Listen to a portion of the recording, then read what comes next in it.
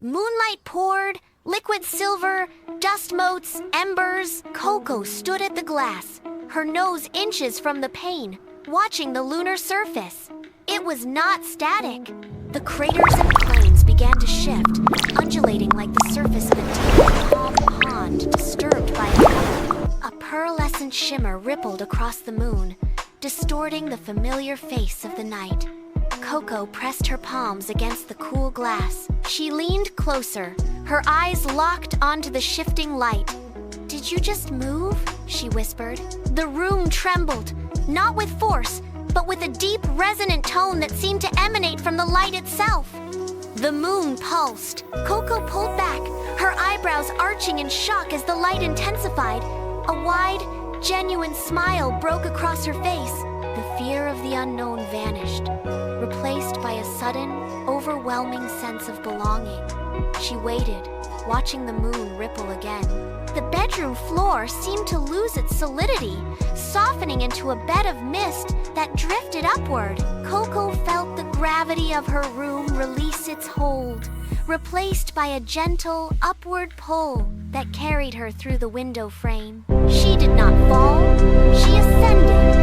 The world outside expanded, shedding the constraints of the horizon. She soared into a vast velvet blue expanse, where the clouds were not vapor, but thick, soft ribbons of indigo light. Below her, the earth was a distant, fading memory. Above, the sky opened into a tapestry of shimmering pathways, woven from stardust and ancient glowing currents. She reached out, her fingers brushing against the cool velvet texture of a passing cloud. It parted, revealing a trail of light that stretched toward the infinite. Koko drifted along this path, her body weightless and fluid. Every movement she made sent ripples through the surrounding air, illuminating hidden constellations that pulsed in response to her presence. The path of stardust ended abruptly at a cluster of jagged, dark clouds. The vibrant hum of the celestial currents faded into a hollow, biting silence. Koko drifted to a halt, her feet finding purchase on a shelf of solidified light. Ahead, tucked within a hollow of indigo mist, a small point of light struggled to maintain its shape. It was not the brilliant white of the surrounding stars, but a sickly pale blue that flickered like a dying candle in a drafty room. Koko moved closer, her steps cautious. The star pulsed with an erratic, uneven rhythm, its glow dimming until it nearly vanished, only to flare up in a weak, desperate spark. It sat motionless, trapped in the center of the cloud formation, its aura cold and brittle to the touch. Koko reached out, stopping inches away. She saw the star shudder, its light fraying at the edges like worn fabric. The somber atmosphere pressed down on her, heavy and thick. It was not just a light, it was a presence losing its grip on the night. Koko tilted her head, watching the star's faint luminescence study. The realization settled in her chest, sharp and immediate. The star was fading, and the vast, beautiful sky felt suddenly, terribly lonely. Koko opened her mouth, and a melody emerged, not as sound, but as a visible ripple of warmth that flowed through the cold air.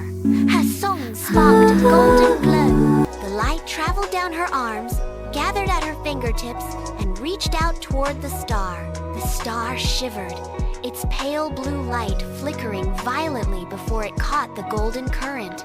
The connection snapped into place. Koko's heart light poured into the hollow, filling the star with a steady, rhythmic brilliance. The indigo mist around them began to dissolve, replaced by a swirling vortex of magical sparkles that danced in the wake of the song. The star's dim, brittle edges smoothed out, expanding into a vibrant golden sphere that hummed with newfound life. The transformation was complete.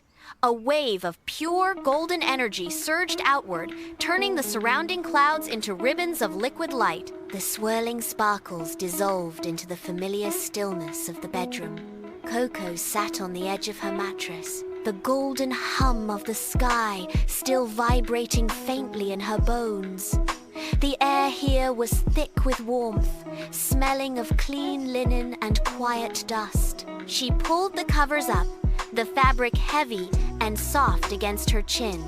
Her head sank into the pillow, the exhaustion of the journey pressing down on her eyelids. They fluttered, fighting the pull for a second, then dropped shut. Her breathing slowed, deepening into the steady rhythm of sleep. Outside the glass, the night had changed. The little star hung low, no longer flickering or dim. It pulsed once, a sharp, bright flare of gold, then dimmed halfway, then flared again. A deliberate wink. The light tapped against the window pane, a silent signal that echoed the beat of Koko's sleeping heart. The magic did not fade, it simply waited. Hi friends! If you love adventures with the three sister tales, tap that like button, share this magic with your friends, and don't forget to subscribe to our channel. Click the bell so you never miss a storytime surprise. Thanks for being part of our sister squad. See you in the next tale.